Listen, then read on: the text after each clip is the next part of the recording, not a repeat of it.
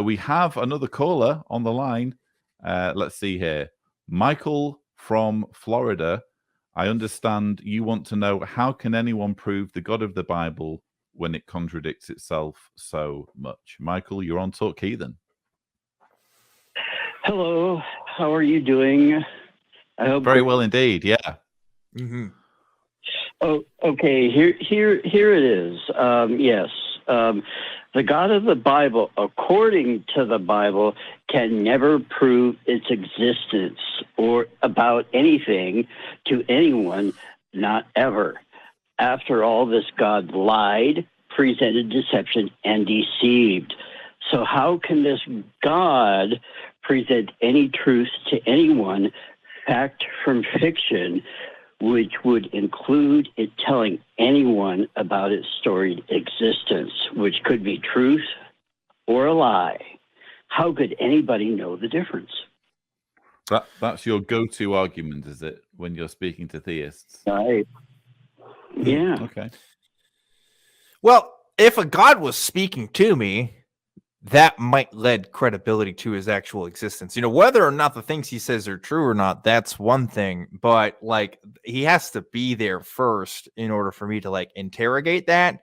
So, you know, the actions of the God almost kind of doesn't matter in that sense. I'm kind of just wondering, like, is he even there at all? You know, that's what I would wonder first. Right. Yeah, but see, you know, with all these different verses, you know, about lying and, you know, being deceiving, how would anybody know the truth?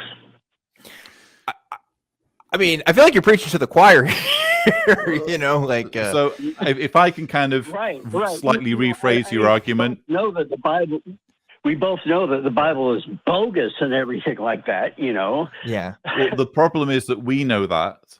Yeah. But quite often when we're speaking to theists, they don't know that. And they don't know a lot of basic Bible scholarship. They don't know about the origins and historicity of many of the Bible books. I would probably recommend a slightly more muted lead-in argument when you're speaking to theists. I think ultimately what you're suggesting is, you know, either God is deist or theist. If it's deist, then he's not manipulating world events, doesn't require us to worship him, and we don't need to belong to any religion. So we can kind of discount the deist proposition as having any real relevance, or at least I can. The theist God, however, I agree with that. The theist God, however, is where there's a whole bunch of strings attached.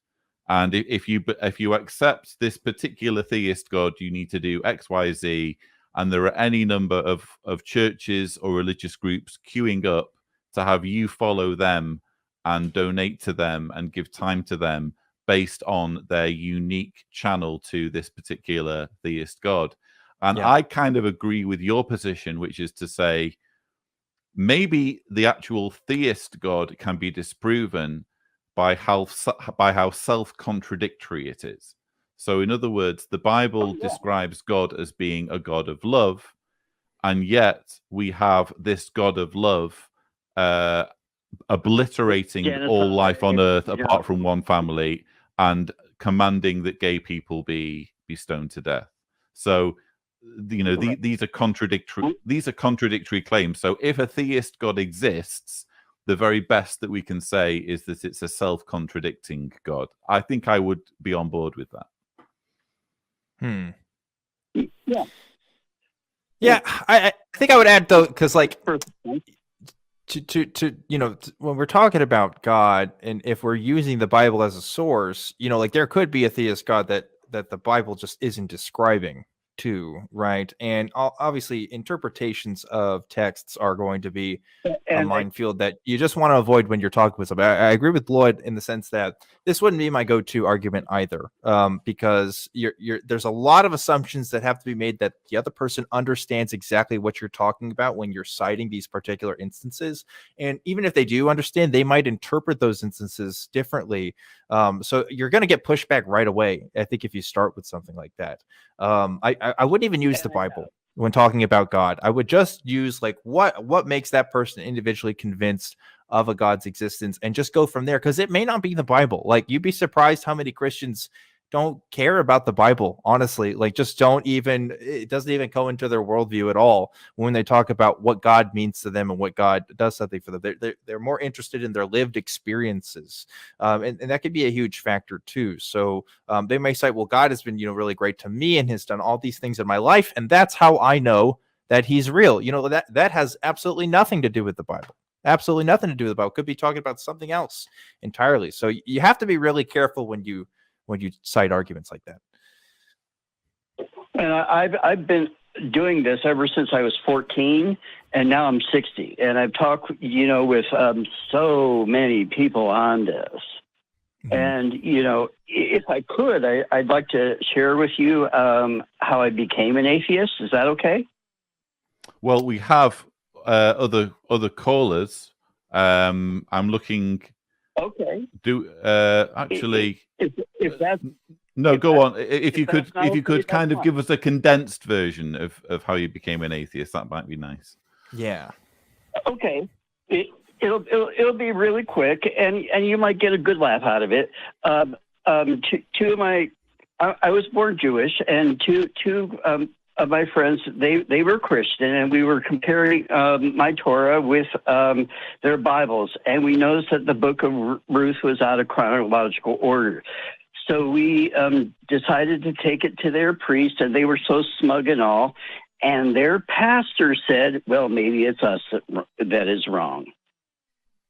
So bang, I knew that the text was all wrong, and immediately I became an atheist.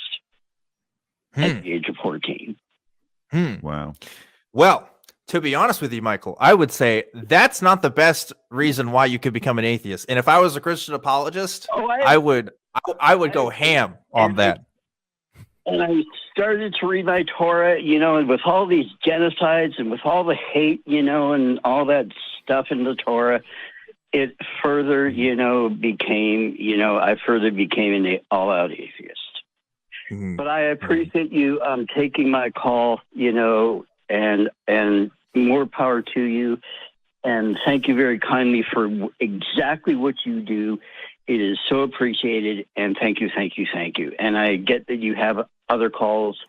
Please take care, and please continue for exactly what you do.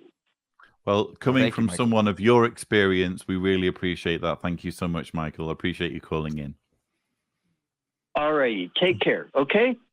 Okay. Bye-bye. All right. Thanks, Michael. I really hope that I am so, pleasant and coherent when I'm at that ripe vintage. He's a really nice guy, wasn't he? Yeah. I hope I make it to 60 at this point. Yeah. With climate change and everything. There's I don't know. No more pandemics, maybe. Who knows? But, Michael, really nice guy there. Yeah. Yeah. I would, I just want to touch on this point too, that when we talk about atrocities in the Bible, when we talk about things that you and I would agree are bad, that's, again, the stuff that I just wouldn't start with in talking with people about it. Because one, reframing and recontextualizing is always going to be an issue there. And while it can appeal to the emotional senses, that doesn't mean that God couldn't be real. Like, that in itself wouldn't convince me that a God couldn't exist. It may not be the God you think it is. It may not be the God of total peace and love that you were taught as a Christian, but there's a lot of Christians that don't even care about that. There's a lot of Christians that say, I know my God is a God of war and has done these things, and support him in that. So you have to be defensive and ready for all kinds of positions out there on God. And if we're talking about the actual God claim, that's separate from whether he's done things that are wrong or not. You know what I mean?